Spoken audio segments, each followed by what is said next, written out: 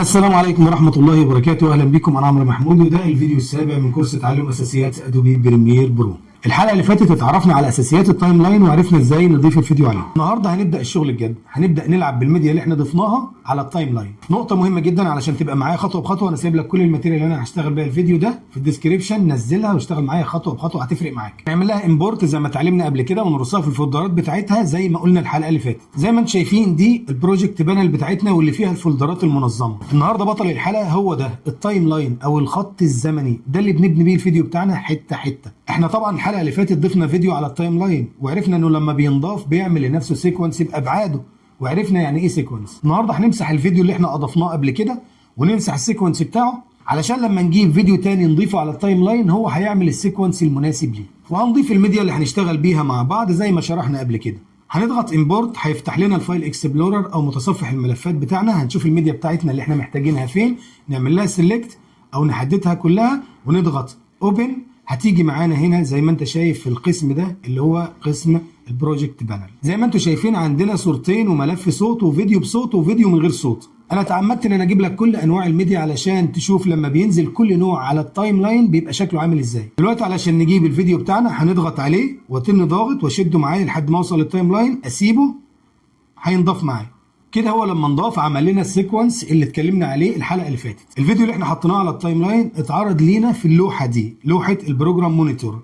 دي الشاشه اللي بتعرض لك اي حاجه انت شغال فيها على التايم لاين. دلوقتي انا هضغط مسطره او سبيس على الكمبيوتر، الفيديو هيشتغل. لو ضغطت تاني الفيديو هيقف. يبقى احنا بنشتغل ونوقف من المسطره او السبيس. بص بقى بتركيز معايا على الفيديو اللي احنا ضفناه على التايم لاين، هتلاحظ ان هو تراكين او مسارين. علشان نتكلم بلغه المونتاج، ده تراكين اسمه تراك. التراك اللي فوق هو تراك الفيديو والتراك اللي تحت تراك الصوت. علشان كده بنشوف الرمزين دول، رمز العين جنب المسار او جنب التراك بتاع الفيديو، ورمز المايك جنب المسار او جنب التراك بتاع الصوت. العين بتدل على انه فيديو والمايك بيدل على انه صوت، وده معناه انك تقدر تشغل كل جزء او كل مسار او كل تراك لوحده. يعني لو عايز تشغل الفيديو بس من غير صوت تيجي عند مسار الصوت وتضغط حرف الام. ام اختصار ميوت او اختصار كتم الصوت. طيب لو العكس وعايزين الصوت بس من غير صورة، هتيجي على مسار الفيديو وتضغط على رمز العين. الشاشة بقت سودة لانك خفيت الفيديو، العين بقت غير مفعلة لانك خلاص لغيتها. ده معناه انك لو شغلت دلوقتي من السبيس هتسمع الصوت بس مش هتشوف صورة لانك انت قفلت الصورة من خلال رمز العين ده. طيب لو انا عاوز اضيف كمان مقطع على التايم لاين جنب المقطع ده، بنفس الطريقه هروح القسم بتاعنا البروجكت بانل وهختار الفيديو اللي انا عايزه كده، اتني ضغط عليه واسحبه واجيبه، هيمشي معايا لحد ما اجي على التايم لاين هحطه بعد الفيديو اللي انا حاطه بالفعل، هيبقى ورا كده. انا المره دي اخترت فيديو من غير صوت علشان تشوف شكله لما بيبقى من غير صوت بيبقى عامل ازاي على التايم لاين. زي ما انت شايف بقى تراك واحد، عندنا تراك فيديو ومفيش مقابل ليه تراك تاني للصوت. الفيديو اللي قبل ليه تراكين، تراك للفيديو وتراك للصوت، لكن ده ليه تراك واحد لانه فيديو بدون صوت. دلوقتي عندنا الفيديوهين على التايم لاين بس بعاد عن بعض، انا عايز الزقهم في بعض. علشان اخليهم فيديو واحد واشتغل عليه كانه فيديو واحد يبقى لازم اشيل السبيس ده، هشيل المساحه الفاضيه دي. بنعمل ده بالاداه دي اللي اسمها ريبل تول. هضغط عليها عشان احددها، هي كده اتفعلت اهي. لو رحت كده على التايم لاين هتلاقي شكل الماوس اتغير بقى بشكل الاداه اللي انت اخترتها. دلوقتي عشان امسح المسافه اللي بين الفيديوهين دي واخليهم فيديو واحد هروح اقف عليها بالماوس او بالاداه اللي انا اخترتها كده اهي، وبعدين هضغط رايت كليك هيظهر لي الخيار ده ريبل ديليت، هضغط عليه شال المساحه الفاضيه ولزق الفيديوهات في بعضها. بس اتاكد دايما انك ترجع بعد ما تخلص باي اداه انت اخترتها من الادوات، اتاكد انك ترجع تسلك او تحدد اداه السلكشن تول اللي هي دي، لان دي الاداه الاساسيه اللي احنا بنتحرك بيها في كل شغلنا وخاصه على التايم لاين. في طريقه كمان اسهل علشان تلزق الميديا بتاعتك او الفيديوهات في بعضها على التايم لاين. انا هبعد الفيديو تاني اهو، الطريقه سهله بقى علشان الزقهم في بعض تاني.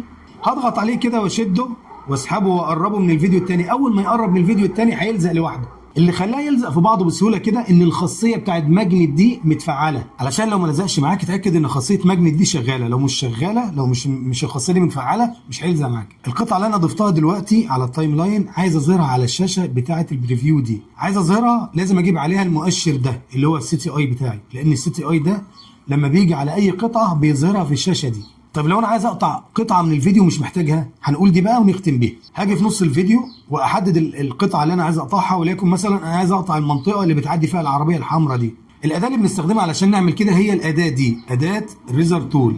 حتى هي باينه قوي على شكل موس في الشريط بتاع الادوات ده. هحددها هنا كده وارجع بيها على التايم لاين. اول ما تدخل التايم لاين هتلاحظ ان الماوس بقى بشكلها. هنستخدم المؤشر بتاعنا اللي هو السي تي اي علشان نحدد بيه النقطه اللي احنا عايزين نبدا نقطع من عندها.